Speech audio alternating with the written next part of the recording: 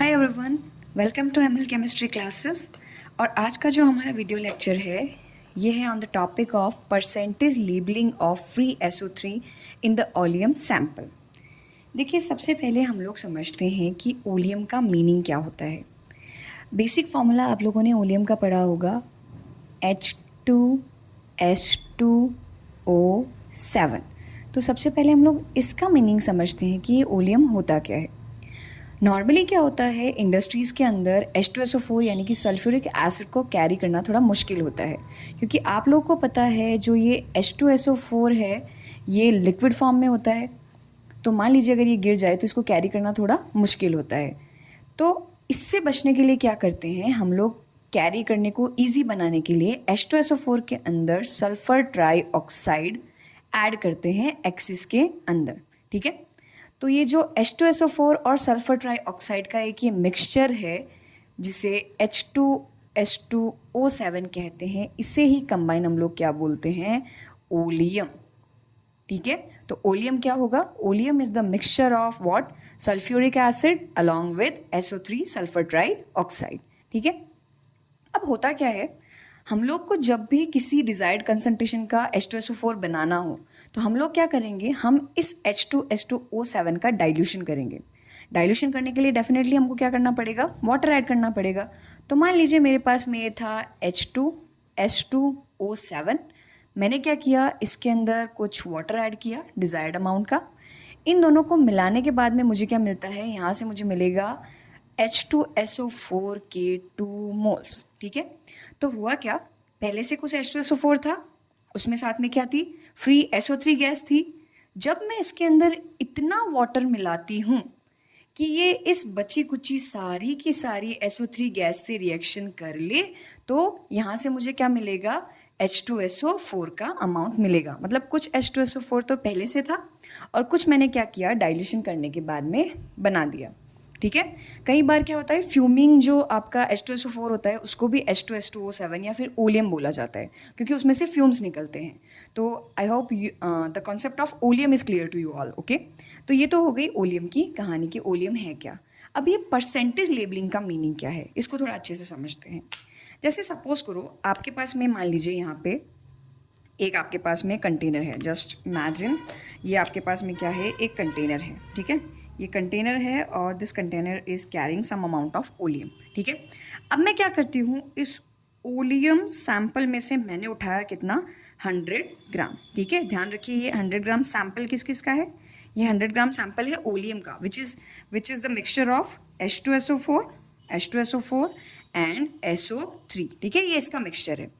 अब क्या है, मैं क्या करती हूँ, ओलियम के 100 ग्राम सैंपल को उठाती हूँ और इसमें कुछ डिज़ायर्ड अमाउंट ऑफ वाटर मिलाती हूँ।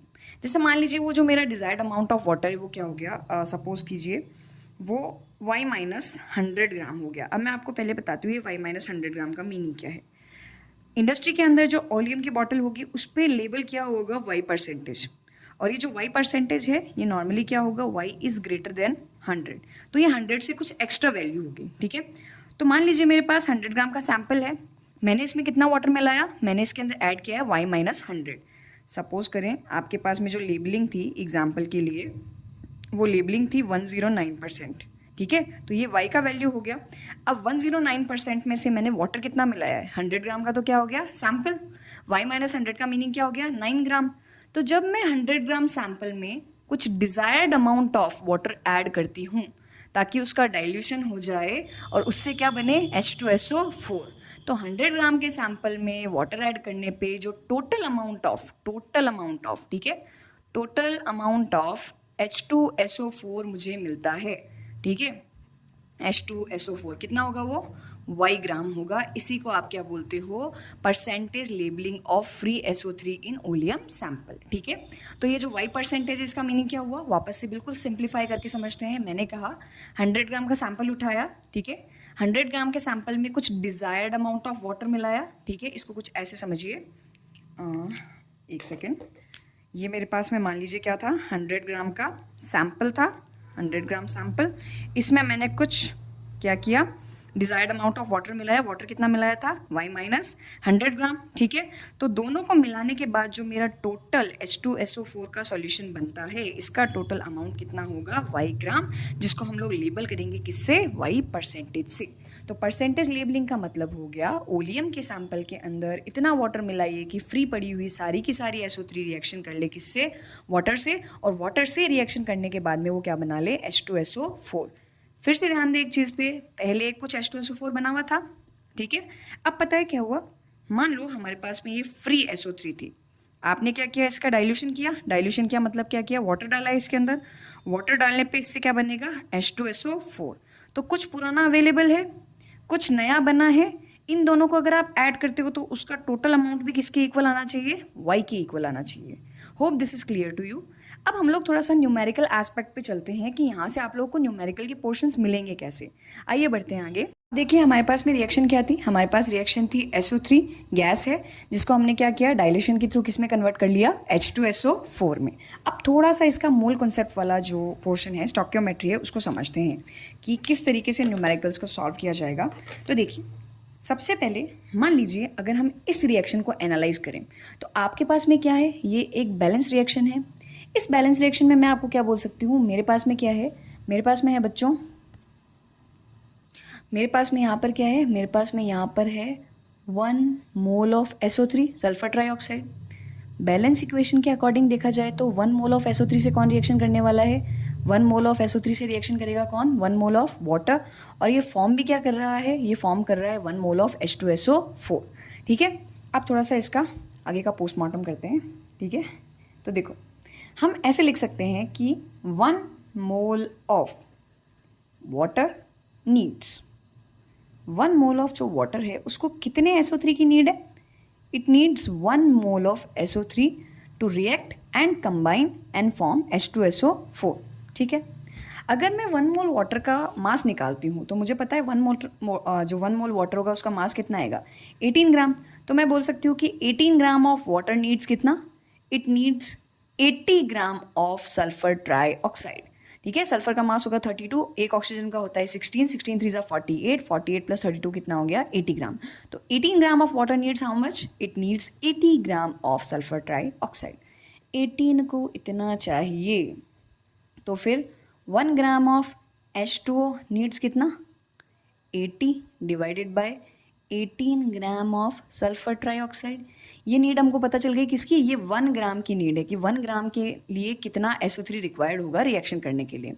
अब अभी हम लोगों ने, आपको याद हो तो क्या किया था, हम लोग पढ़ रहे हैं क्या, परसेंटेज लेबलिंग, उसके अंदर हमने क्या किया था, कितना अमाउंट ऑफ वाटर डाला था। इफ़ यू नो हमारे पास y का सैंपल था, y परसेंटेज का, इसमें हमने कहा था कि हमारे पास 100 ग्राम का सैंपल है, हम उसमें वाटर कितना डाल रहे हैं, y माइनस 100 ग्राम। तो मुझे पता तो होना चाहिए ना y माइनस 100 ग्राम के लिए कितना SO3 नीडेड है। तो यूनिटरी मेथड से अगर आपको 1 ग्राम के लिए कोई भी क्वांटिटी पता है तो आप क्या कर सकते हो, कितने भी ग्राम के लिए निकाल सकते हो। तो मैं ऐसे बोल सकती हूँ 1 ग्राम ऑफ H2O नीड्स कितना, 80 divided by 18 gram of SO3। तो y minus 100 gram of water needs कितना, it needs 80 divided by 18 multiply by y minus 100 gram of SO3, ठीक है। तो बालकों ये हो गया किसका वैल्यू, ये हो गया फ्री SO3 का परसेंटेज निकालने का वैल्यू। तो हम क्या बोल सकते हैं, अगर आपसे पूछा जाए फ्री SO3 तो उसके लिए फॉर्मूला क्या बनेगा, 80 divided by 18 multiply by y minus 100, एक फॉर्मूला तो बन गया ये, ठीक है। ये बात हो गई इसकी। अब एक बार आप देखिए, अगर मान लीजिए आपसे कोई पूछे कि H2SO4 का कितना अमाउंट बनेगा, वो निकालना है, तो H2SO4 का अमाउंट आप कैसे निकालोगे। एक बार फिर से ये वाली रिएक्शन देखते हैं। तो हमने रिएक्शन ली थी क्या, हमारे पास था sulphur trioxide SO3, it is going to react with H2O and it will form what, H2SO4।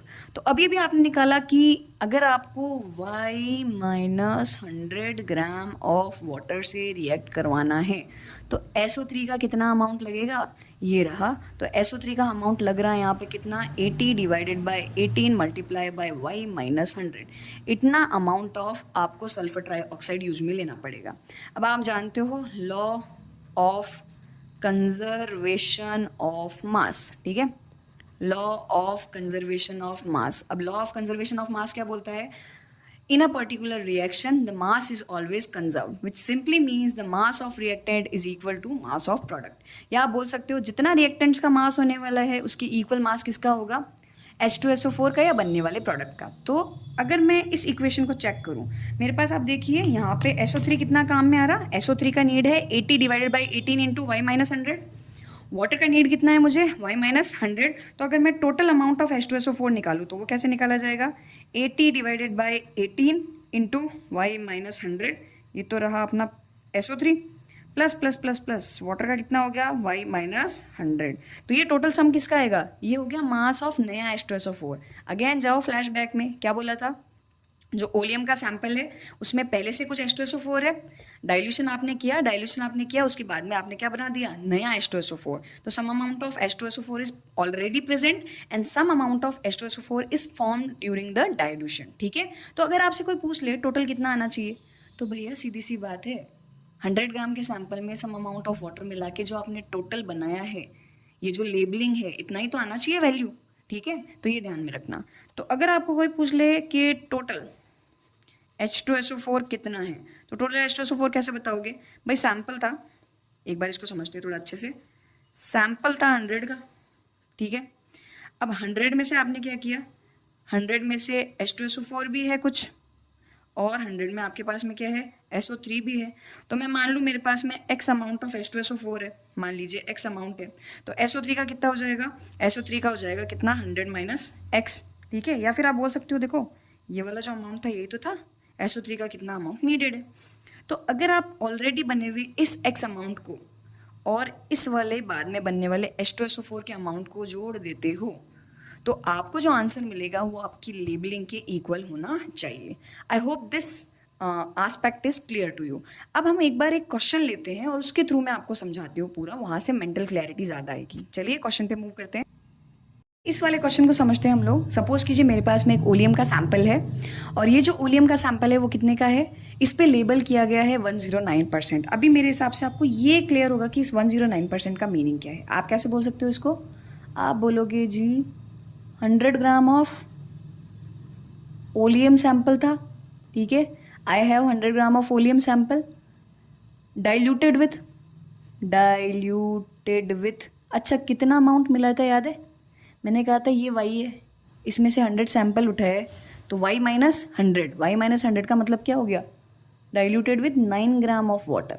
मतलब इस सैंपल के अमाउंट में से, इस परसेंटेज लेबलिंग में से क्या करो, 100 को माइनस करो तो आपको वाटर का अमाउंट मिलेगा. तो 9 ग्राम ऑफ वाटर से अगर हम इसको डाइल्यूट करते हैं तो it will form how much, it will form 109 gram of H2SO4. ये क्या करेगा, 109 ग्राम H2SO4 का फॉर्मेशन करेगा. अब यहाँ एक मेंटल पिक्चर क्लियर होनी चाहिए आपके माइंड में कि एक H2SO4 का कुछ अमाउंट तो पहले से बना हुआ था और कुछ अमाउंट बाद में बना है, लेकिन टोटल सम ऑलवेज कितना आना चाहिए, 109 ग्राम. तो एक बार चेक करते हैं क्या सच में ऐसा है या नहीं है. ठीक है. देखो आप लोग याद है हम लोगों ने अभी फ्री SO3 का एक फॉर्मूला निकाला था. क्या निकाला था, 80 divided by 18 multiply bye 100 y minus 100. ठीक है. y माइनस 100 था, ये था y माइनस 100. ये क्या था, फ्री SO3 का फॉर्मूला था. और यहाँ अमाउंट अपना ग्राम में आएगा, ध्यान रखना. तो देखो फ्री SO3 निकालो तो 80 डिवाइडेड बाय क्या हो गया, 18. हाँ जी. परसेंटेज लेबलिंग कितनी है, 109 माइनस क्या करेंगे 100 इंटू ग्राम. 109 में से 100 गया, 9 बचा, 9 से मर गया 2 टाइम्स. 80/2 कितना आ जाएगा, 40 ग्राम. अच्छा इसका मतलब क्या हुआ जी, 40 ग्राम ऑफ SO3 था उस सैंपल के अंदर. अभी देखना एक चीज़, 100 ग्राम का सैंपल था और आपने बड़ी मेहनत से कैलकुलेशन करके बोला मैम 40 ग्राम का SO3 है इसके अंदर. 100 में से 40 ग्राम का SO3 है तो यहाँ पे आपका H2SO4 का अमाउंट कितना होगा, यहाँ पे H2SO4 का अमाउंट होगा 60 ग्राम. तो 40 ग्राम तो हो गया आपका SO3, 60 ग्राम क्या हो गया, H2SO4. ध्यान रखना ये जो H2SO4 है नया नहीं है, ये कौन सा है, ओल्ड वाला हो गया, पुराना. अब एक बार हम लोग नया निकालते हैं कि नया कितना बनेगा. ठीक है. तो देखो नया कैसे निकालोगे, आप लोग वो इक्वेशन लिख लो. आप लोगों ने लिखी थी क्या, SO3 था, साथ में क्या था, वाटर था, दोनों कंबाइन करके क्या बना रहे थे, H2SO4. अब देखो आप इसको दो तरीके से कर सकते हो. इजी वे है, आप एक तो ऐसे कर लो, आपको याद है अभी हम लोगों ने फॉर्मूला लिखा था 80 डिवाइडेड बाई 18 y माइनस क्या हो जाएगा 100। यहाँ वाटर कितना काम में आया था 100, ठीक है। तो यहाँ जो अमाउंट बनेगा वो टोटल इनका क्या होना चाहिए, सम होना चाहिए, इनका सम। ये कितना निकला था 40। आपका जो लेबलिंग है वो कितने का है 109 का। 109 अगर माइनस करते हो आप लोग क्या 100 में से, तो आपका जो आंसर है वो कितना आएगा 9। तो यहाँ पे ये टोटल बनना कितना चाहिए, ये बनना चाहिए आपका 49 ग्राम, ठीक है। एक तो तरीका हो गया इसको करने का ये। एक और तरीका आप क्या कर सकते हो, देखो याद है बैलेंस रिएक्शन। एक बार बैलेंस रिएक्शन से मेथड नंबर 2 बताती हूँ मैं। बैलेंस रिएक्शन के अंदर आपने बोला था कि ये और है ना 80 ग्राम यहाँ पे आपको नीडेड होता है। 1 मोल का मास क्या था 80, स्टोइकियोमेट्री लगा लो। और इधर कितना था 1 मोल का मास कितना था 18 ग्राम, ठीक है। तो देखो अगर आप ध्यान दो तो 80 ग्राम SO3 जब 18 ग्राम ऑफ वाटर से रिएक्ट करता है तो ये क्या बना रहा है 98 ग्राम ऑफ H2SO4, ठीक है। सम कर लो, देख लो 80 प्लस 18 कितना हो गया 98। तो यहाँ देखना एक बार 80 का हाफ कितना होता है 40, 18 का हाफ कितना होता है 9, मतलब इसका हाफ हो गया, हाफ मोल हो गया। जब 1 मोल रिएक्शन करता है तो ये 1 बन रहा है, तो हाफ मोल रिएक्शन करके कितना बनाएगा हाफ, सीधा सा हिसाब है। तो यहाँ से ये कितना बनना चाहिए 49 ग्राम, ठीक है।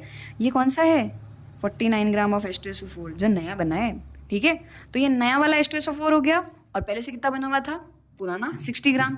तो अगर मैं बोलूँ ओल्ड H2SO4 उसका अमाउंट कितना हो गया, इसका अमाउंट हो गया आपके पास में 60 ग्राम। और अगर मैं बोलूँ जो न्यू कन्वर्ट हुआ है आफ्टर डाइल्यूशन फॉर्म हुआ है वो कितना हो गया मेरा 49। तो टोटल कितना आ रहा है 109। यही तो बोला था हमने, लेबलिंग का मतलब क्या है 100 ग्राम के सैंपल में इतना अमाउंट मिलाओ कि सारी की सारी SO3 काम में आ जाए, और टोटल जो आपका H2SO4 बनेगा वही इसका क्या होगा लेबलिंग होगा, परसेंटेज लेबलिंग होगा। Hope this is clear to you. चलो एक बार एक ही क्वेश्चन सॉल्व कर लेते हैं।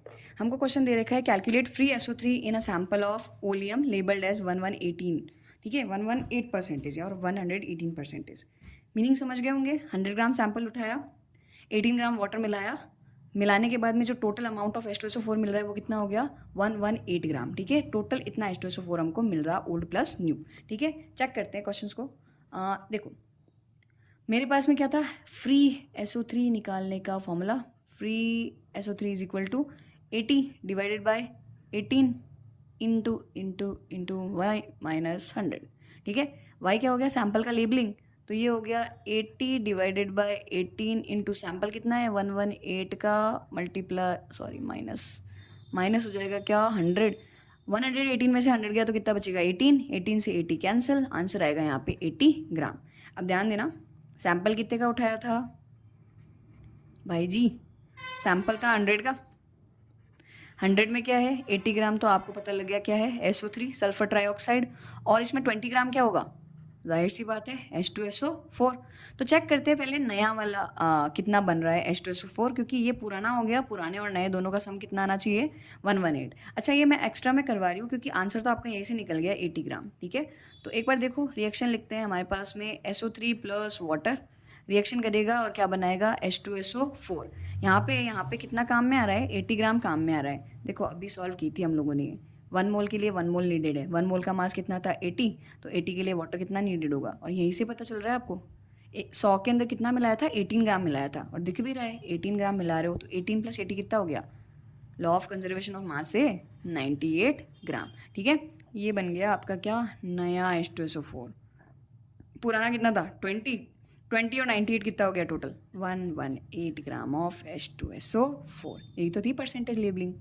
तो ये हो गया आपका न्यूमेरिकल वाला एस्पेक्ट कंप्लीट। मैं नेक्स्ट वीडियो के अंदर कुछ जेईई एडवांस के क्वेश्चन लाऊंगी, क्योंकि अगर आप नीट एस्पायरेंट हैं तो ये लेवल के क्वेश्चन आप लोगों को मिल जाएंगे। If you are a JEE aspirant तो इन्हीं क्वेश्चंस के अंदर न्यूट्रलाइजेशन ऐड कर दिया जाएगा और उसके बाद में क्वेश्चंस का लेवल थोड़ा बढ़ा दिया जाएगा। होप ये वीडियो आपके लिए हेल्पफुल रही हो। Thank you so much for watching.